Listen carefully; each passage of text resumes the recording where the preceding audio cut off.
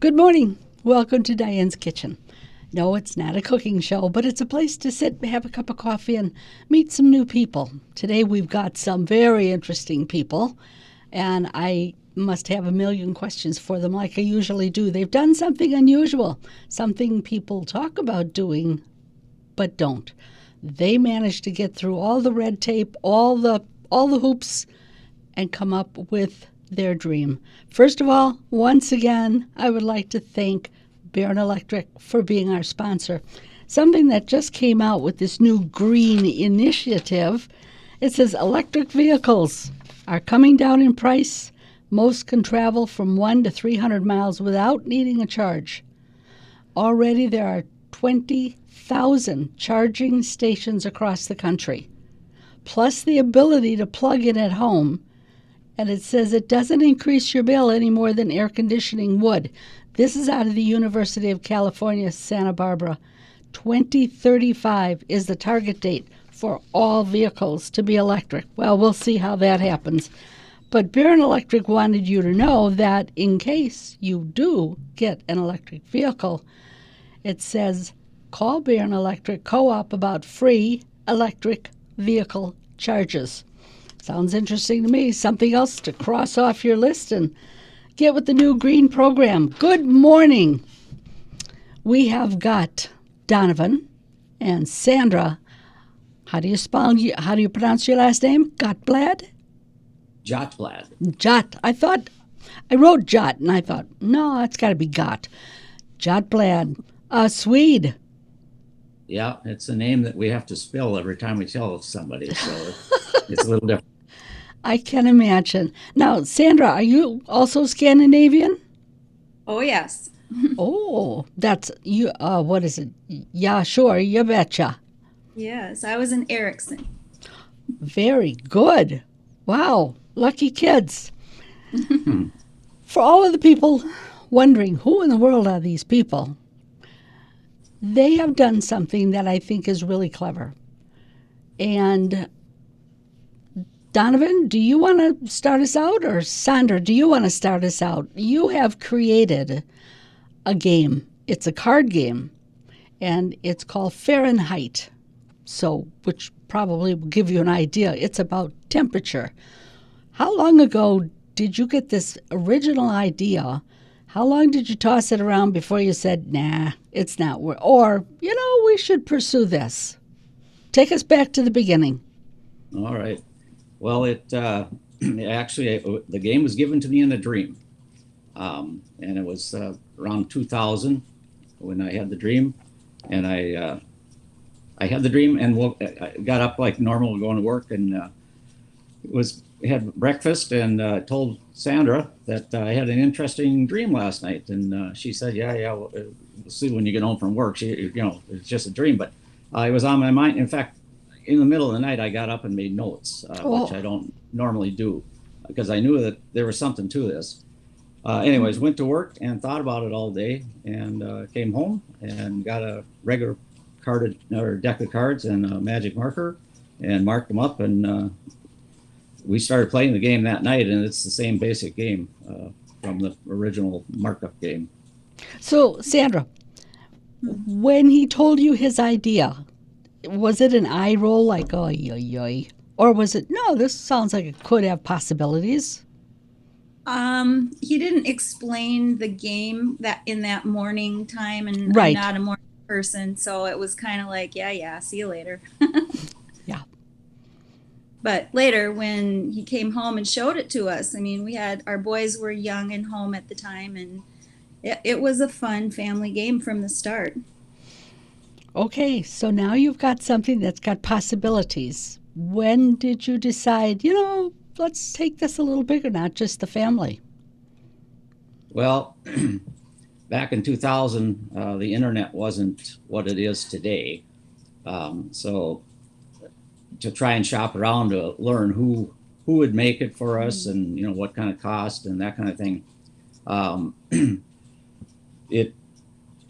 might be able to find someone that would it's like, yeah, we could probably make the cards, but we can't round the corners and that kind of thing. It just there were some roadblocks involved, and of course big thing when you come up with an idea is you don't want to lose it to someone else. So you wanted to be careful who you talk to and how you did it. And so we played the game, the marked up one, for quite a while. Then I printed out, come up with just a simple design, printed out and applied them to a deck of cards so that we had something to show people, have them sign non-disclosures and test the game out. And we did that for quite a while with a number of people. And, it got its twists to that too, because you want an honest Right. assessment of it. So you don't want to just give it to your friends. Right. So you got a kind of a friend of a friend or something, or we gave it to a few pastors along the way, figuring they should give us an honest answer. One would hope. Yeah. So that's kind of how we proceeded with it. So when you first got the idea, how much changed from the original idea that night? Did you make a lot of changes? Changed as you went? Took suggestions? Yeah, there was actually very, very few changes. Good. But I guess as far as the process on it, so we were playing and sharing. Well, then at some point we learned that there was something called a Inventors Congress in the Twin Cities, where once a year people that have come up with different ideas displayed it. I think it was at the Civic Center at the time. Oh, I bet that was fun. Yeah, so we went down there to see what that was all about. And at that time, then we met a fellow by the name of Doug Reuter, and he's the inventor of the game Sequence. And we got to know him. We actually went out to dinner with him, and he gave us some good information as to his thoughts of how we should proceed with it, the do's and the don'ts. And basically what he told us is that if it was him doing it, that I got to be careful what I say. He was involved in a situation where he owned the game, but there was people trying to take it from him, is my understanding of it. So what he said is, if I were you, I would produce the game and sell it on your own rather than to get a buyer involved, and then you end up with a percentage of sales, that kind of thing. So you hear this. You hear this so often that as long as you keep it under your control, you're okay. You put it out into the world, and suddenly it's gone. Yeah, it makes you nervous because you got one shot at it. Exactly. And the funny thing is, we would have others sign non-disclosures to look at the game. When we did approach, I believe the company was Out of the Box down in the southern part of the state, to show it to someone like that, they require you to sign their non-disclosure. So it's kind of backwards. And the reasoning they give on that is that they might be in the process of producing a game and it might be similar to it. So they're supposedly protecting themselves. But it just made you feel kind of odd to be going the wrong way with it. Well, I would imagine this would be difficult because you don't know who to trust. You've never gotten this far before. Yeah. So when you're at this point that you're talking about, you had a rough game created? I mean, is this something you did at home on the computer, or who made your game for you so you could take it around and show people? Well, we went from that point to, time went by because we sat on it, just sharing it, scared to lose it basically. So we just shared it. So we sat on it for a number of years. But when the internet kind of got going with the way it is, I found someone that would make it in the States, is what I thought anyways. So we sent the information they needed to make the cards, and it turned out that they sent them to China to have them made. So we kind of lost control of things at that point. But and we had our oldest son is a graphic designer. Perfect. I jump around. This is how I talk. I can't. That's all right. You're a Swede. I'm a Swede. Yeah. Well, so he had come up with a design for the a game, and that was what we sent to this outfit. That they made a half a dozen of them, and it cost like $15 a piece without a box. Well, we sell the game for 12, so that was never going to work. Right. But we got a professional looking deck of cards, and from that point on, then our son redesigned it and designed a box, and so yeah, I guess this is what it ended up looking like. Find the camera here. So yeah, that's hard. It's everything's backward, but and we ended up having them made in China also. So I'm not proud of that, but that's at this point the only thing we could do. Well, when you're not used to the business, and you got to do what you've got to do to get where you need to go. And it must have been a learning experience for years for you. Who to trust, when to let go, when to be a little suspicious. It must be very, very difficult. Yeah, it was. And then you finally get to the point where, well, it's out there now. We'll just roll with it. Exactly. And it's been fun. We, you get to see people enjoying an idea that you come up with, and it's brought family. We would go to different homes. We homeschooled the kids. Mm-hmm. So we always knew it was a good product for the homeschool crowd.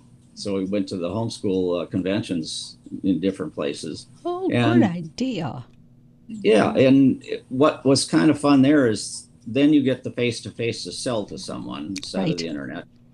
And an example of bringing people together or that kind of thing.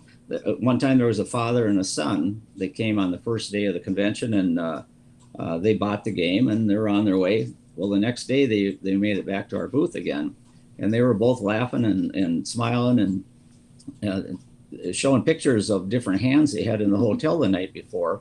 It's like, how do I beat this? And so it brought some, or created some memories for a father and a son. And we're living in a world nowadays where there isn't a whole lot of interaction anymore, and so it's a good thing that is happening here, I guess. I think it is, and I think there's a lot of pluses to this virus. Families are sometimes considered stuck together because when this first started, and people are eating together, actually sitting down and eating dinner together. Of course, we do every night, and they're playing games and they're doing stuff and they're interacting and maybe getting to know each other. Something we lost for a bit. Yeah, exactly. So sales have been good this past year because of that reason. Exactly. So explain the game to us. Where did you get your idea? How did you get it into a game? Well, after making the prototypes, we knew what we were working with, and we had the regular game produced. Mm-hmm. What the game is it's called Fahrenheit. Get back, it's interesting to me, anyways. But because I had this dream, and this fellow asked me if I wanted to play a game, and I said, well, I'm not much of a game player, but yeah, what do you got? And he said, I've got a card game, and it's called the Weather Game.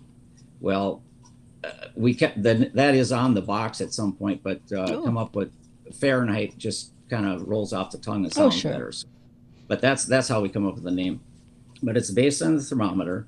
It goes to 32 above to 32 below, and so it involves negative numbers as well as a positive. So it's helped for homeschooling and that type of thing. It helps with basic math. It teaches the number line. And you basically chase the temperature up and down through the game. The first hand, you deal the cards, and everybody is trying to get rid of their cards. And the object of the game is the person closest to zero would be the winner at the end. So the first hand, everybody's trying to get rid of their cards. The person that does has zero on it to start out with. The rest of the people add up their cards, and there'll be positive and negative, so some will cancel out each other. And so the rest of them will end up with either a positive score or a negative score. And then the next hand, the person that has the 0 wants to go out again. The other people want to hang on to cards in their hand at the end that will cancel out the score they have on the pad. So it isn't, it's a game of luck, of course, but there's some thinking that goes on and some strategy. And you can control the temperature to some degree with some wild cards. You can, a cold front will make it go down, and a warm front will make it go up. There's a forecast card, which that one's unique in that you get to play 2 cards. You lay a card with the forecast card that sets the temperature, and then you get to decide if it's going to go up or down. Frost. Yeah, frost card freezes it to the next player going around the table. 0. And then there's a 0 card that sets the temperature at 0 again, and then you get to decide if it's going to go up or down. So it's based on what you have in your hand. You get to you can kind of drive the direction of it. I think this sounds so clever because it's algebra. It's difficult for some people to deal in positive and negative numbers. I've been in optical business for many years and training new people to read the Lensometer, which is positive and negative numbers. Your prescription was very difficult until I started using, like you did, the thermometer. It might be 60 degrees today, and then it goes down to 40. So it's a minus, but it's still a plus. And, that's when a trainee would look at you and go, what? Yeah. Then the training would begin. How long would you say the average person takes to understand the ins and outs and challenges of this game? I mean, Uno. That's what your game reminded me of when I first saw it. Simple game. You just do what the card said. Yep. Draw And 2, go back, whatever. Yep. But yours seems to have a nice twist of strategy in it. Yeah, you can play it. If it's very young kids, you just play them and get what you get. As you get older, you can strategize a little bit. It still doesn't mean it's guaranteed you're going to win it, but at least you're trying to work the numbers a little bit. Well, and that's the thing. It is quick to learn. If somebody, like when we do trade shows, when people walk by, they're, it's a card game. But if they take the time to stop and see it demonstrated, it's like, oh yeah, cool, and mostly positive.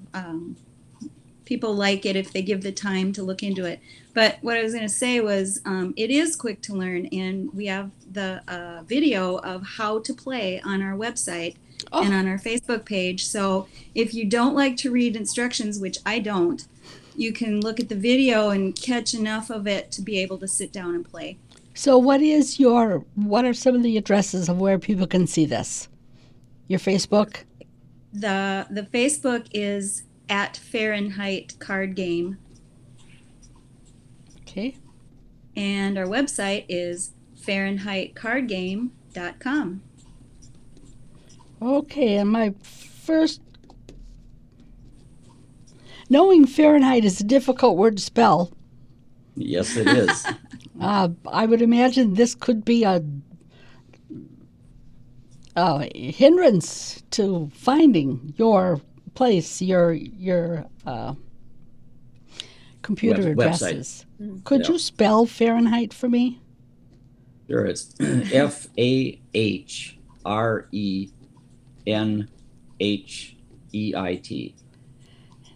So it's actually Fahrenheit, but nobody says it that way. Well, at least not in this country. No. So people can go on. They can go on at Fahrenheit Card Game or cardgame.com. It's FahrenheitCardGame.com is the website. Okay.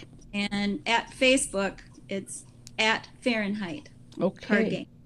At Fahrenheit Card Game. So, how do people purchase this?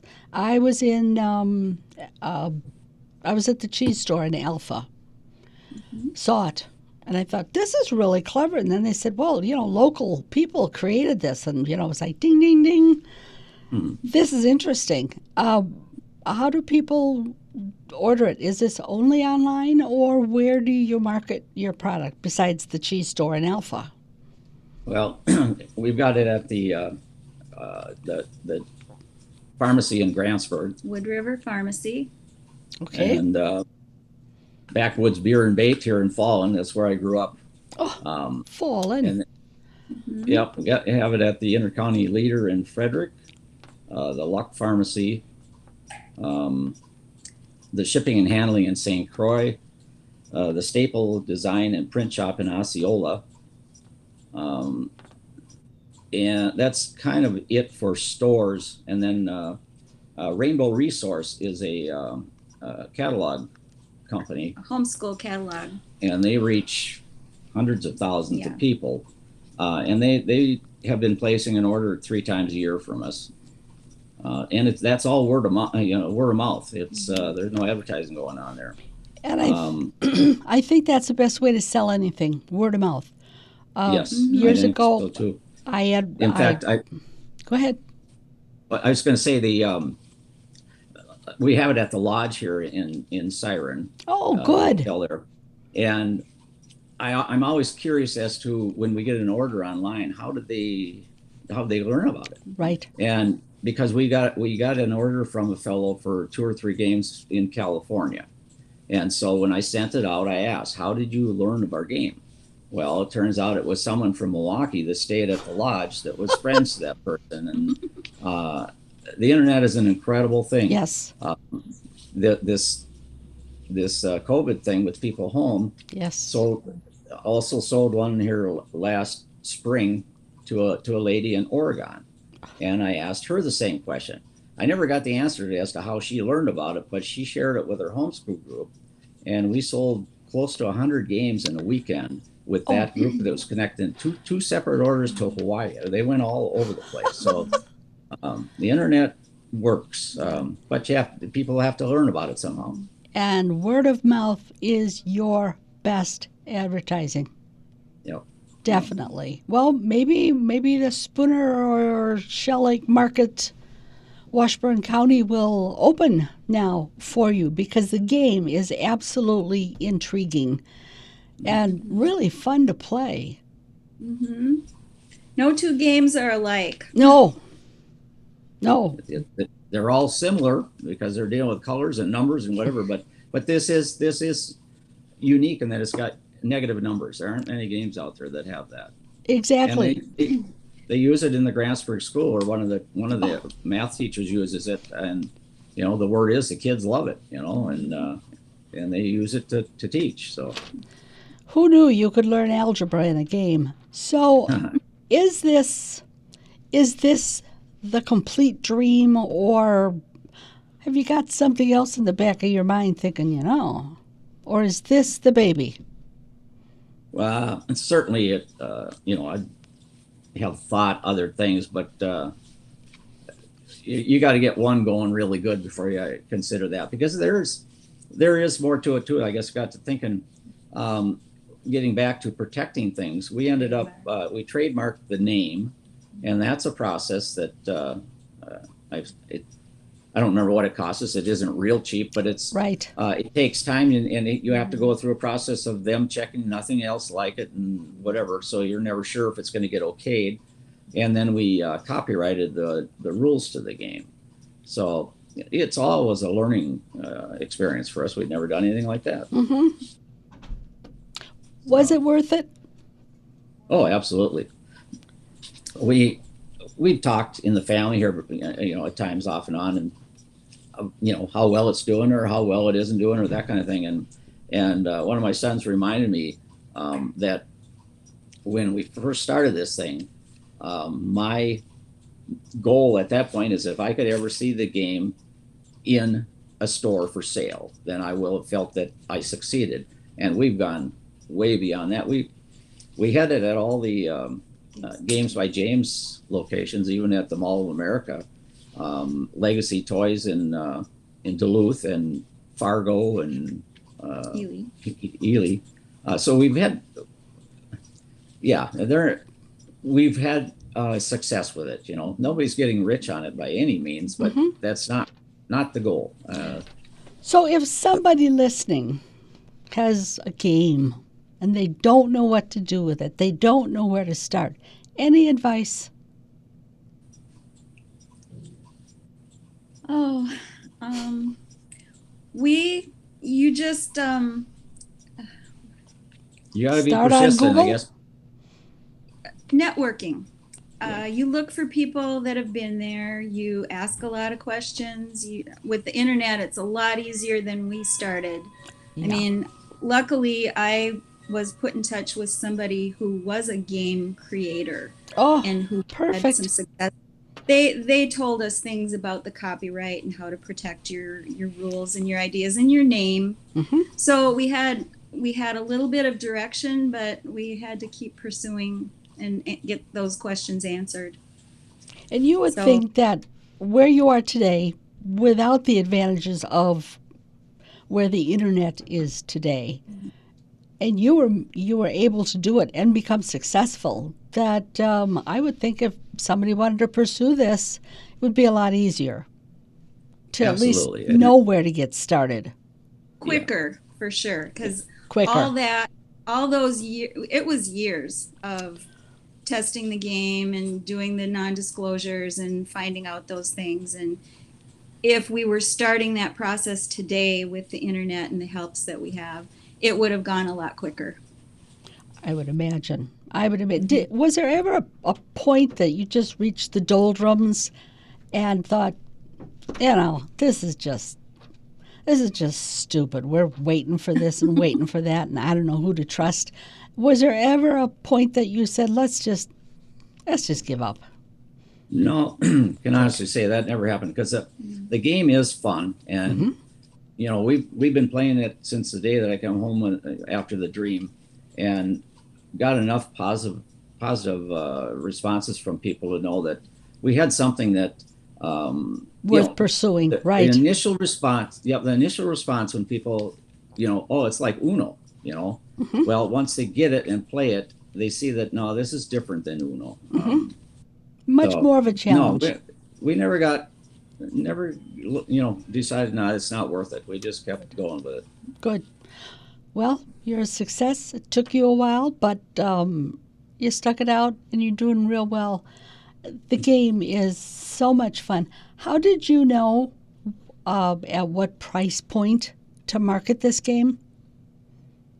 Well, that's a little research too. I mean, I don't have technical jargon to explain, but there's formulas for that, and basically it's based on your costs, and marketability.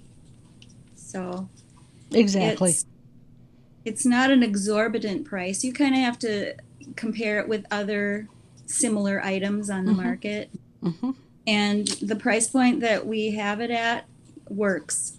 So good.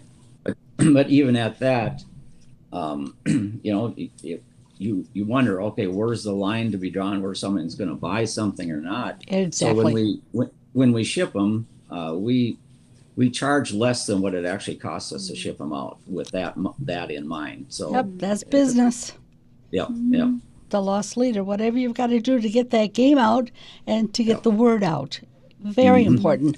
I'm so glad that we finally connected and had an opportunity to sit down and talk about this game. If people are interested, you can go to @Fahrenheit Card Game or FahrenheitCardGame.com for more information. The cheese store has them in Alpha on 70. I don't know any place closer, but you can always order one online. Thank you so much for getting up early and sitting down with us and telling us about what you managed to battle through and come out with on the other end, a good product, helping people. Well, thank you for thinking we're interesting enough for your show, I guess. Oh, so. Definitely. How many people do you know that have made their own games and marketed them and been a success? One, Doug Reuter, the fellow that helped us. Oh. Interestingly enough, he dreamt his game also. Yeah. Okay, now you're getting spooky. Yeah. Thank you again, and we'd also like to thank Barron Electric. Don't forget, for the 84,000 people who go to Barron Electric for their electric needs, they got you covered if you're thinking an electric vehicle, which maybe it's not a bad idea, especially if they're coming down in price. Let's hear it for money. Thank you again for watching, and until I see you next time, keep it cooking.